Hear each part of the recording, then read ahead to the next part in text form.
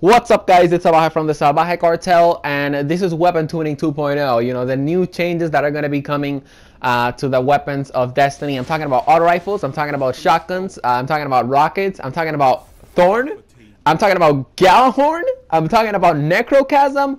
Holy S-word. There's a lot of information in this weekly update, guys, and I'm going to tell you guys just mainly the changes that are going to be coming in this update of Weapon Tuning 2.0, because, you know, the weekly update is very, very long, and if I read everything to you guys, it's just going to take like 20 minutes. So I'm just gonna, you know, talk about the changes, and tomorrow I'm gonna have a video on my opinion of these changes, especially the Gjallarhorn nerf, alright, because I'm pretty pissed about that. But anyways, let me leave that off for tomorrow's videos, and let's get started with this week's weekly update.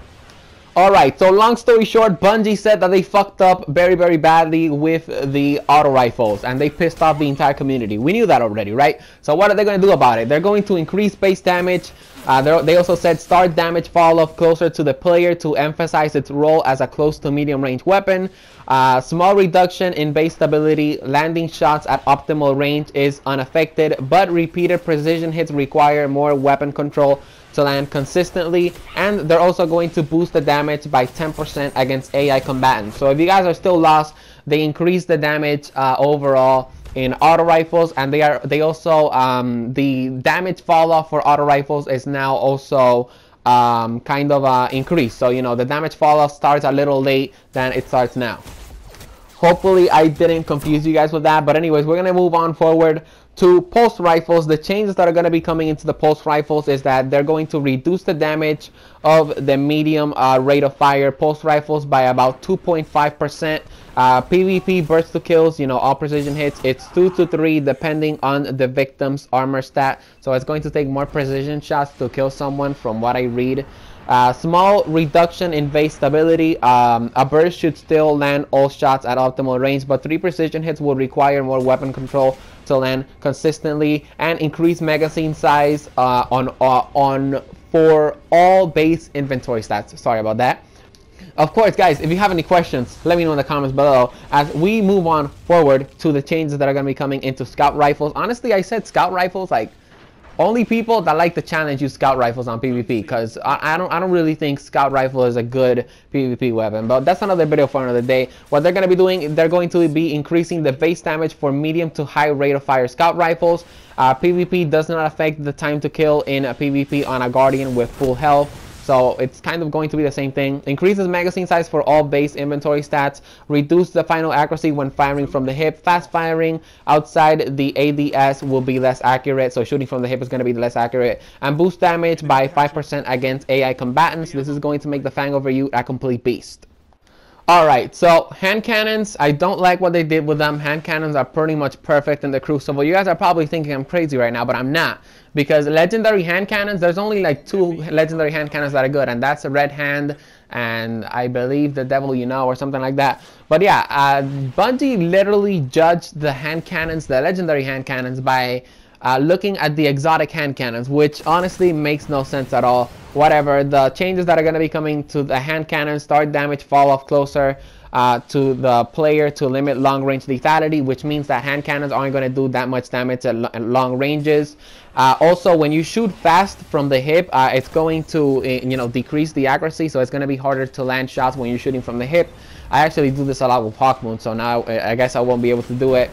Reduces magazine size for all base inventory stats, so hopefully this doesn't mean that my Red Hand 9 is going to have like 9 or 8 bullets now, because that will completely suck. Reduce base optic zoom for all hand cannons. ADS now grants more width in favor and depth, which means when you aim down the sight, you're going to be seeing less around your surroundings, and it's going to take longer for you to aim with the hand cannon. Alright, let's move on forward to shotguns, because these changes, I don't really think they're going to make that much of a difference, but maybe they will. We never know. So shotgun perks that enhance lethality at range should be less effective when combined with a high initial range stat. So reduced shot package accuracy buff by 30%, and rangefinder adds 5% base range increases on ADS. And actually the rangefinder default range was 20% extra, so now we only get 5%. So in other words, just use shot package. Reduce precision damage multiplier on shotguns by 10%. Actually, this is probably going to help out a little bit. And reduce damage against AI combatants by 10%. I don't really think this is going to be a big deal because we do know that we can put a high amount of damage with shotguns in PvE. Yeah, in PvE, so it's not really gonna, you know, kind of change the whole PvE meta when it comes to shotguns. Like I said, guys, tomorrow I'm gonna have a video of all my opinions on these changes, so, you know, be on the lookout for it. You know, I'm just giving you guys the changes so you guys don't have to read the entire weekly update. So the changes that are going to be coming to the fusion rifles, pretty balanced, honestly. I really didn't think fusion rifles needed a buff or a nerf because nobody uses those anymore in PvP. Anyway, slow charging high impact fusion rifles have decreased range values, makes it more difficult to max out range for these weapons. Projectile speed for fusion rifles, it's slightly reduced, emphasizes the need to lead the targets outside of medium range, and improve accuracy for short range fusion rifles and reduce accuracy for long range fusion rifles. It's whatever, let's face it, we don't really use fusion rifles anymore. Like I said, I will have my opinions on all of this stuff tomorrow, so you know, you guys will get a more in-depth type of thing on what I think about these changes. Sniper rifles, because we all hate final round, and Bungie did the perfect choice when it came to sniper rifles. So now final round is only going to increase precision damage, not base damage, and this change only affects you know, this perk when combined with sniper rifles. So final round is going to increase the base damage for all weapons except sniper rifles. Now final round is only going to affect the precision damage for all snipers, which I think it's amazing. Okay, so another thing that they did with rocket launchers, they slightly decreased the blast radius of all rocket launchers, and grenades and horseshoes proximity detonation is reduced, which honestly, that's still pretty amazing. Okay, I still think there's gonna be things wrong with the rocket launchers, but whatever. Let's move on forward to the exotic weapon tuning. Let's talk about the hard light. Changes that are gonna be coming to the hard light. The stability is gonna go up to 80. It increases the bounce count for hard light projectiles, and hard light projectiles are not affected by damage fall off, which means you can kill people from across the map with a hard light. I still think this weapon sucks and it needs more damage, more impact. Let's move on forward to the Necrochasm, one of the weapons that I've been bitching about, and you know, I've been telling Bungie to change for like the past, you know, months. They increased the stability to 60. They also increased the magazine size. You better give me like 40 extra more bullets because this gun really needs more bullets. Now, another thing that they did with the Necrochasm that is going to impact it very, very, you know, big time. Cursebringer perks will always trigger on precision kill, and the Cursebringer explosion has increased radius and deals more damage. So every time you get a headshot with the Necrochasm, the Cursebringer it's going to activate. Let's talk about the last word now. Okay, this is a lot of information, but anyways, last word. Reduce the range stat to 10, and it was actually 20, and they're going to reduce the stability to 20, and the stability before was 30. They reduced the effective range while aiming down the sight, which obviously means that, you know, you're gonna have less range while aiming down the sight, and they increased the accuracy and precision damage of the aim assist scale when firing from the hip, which means you're gonna have, you know, more accuracy when firing from the hip, which means that the change the hand cannons got, that you have less accuracy when firing from the hip, doesn't affect the last word. And they also fixed the bug that hip fire damage bonus was being applied incorrectly. And let's talk about the Thorn now, because this is actually pretty interesting. The most equipped PvE weapons, PvP weapons in the Crucible, it's Thorn, Last Word, and Red Death. I'm actually really surprised about Red Death. I thought it was going to be Hawkmoon. But yeah, it says literally here that the Thorn, it's pretty much a complete mistake that they made. I'm literally translating into my own language because that's literally almost what they said.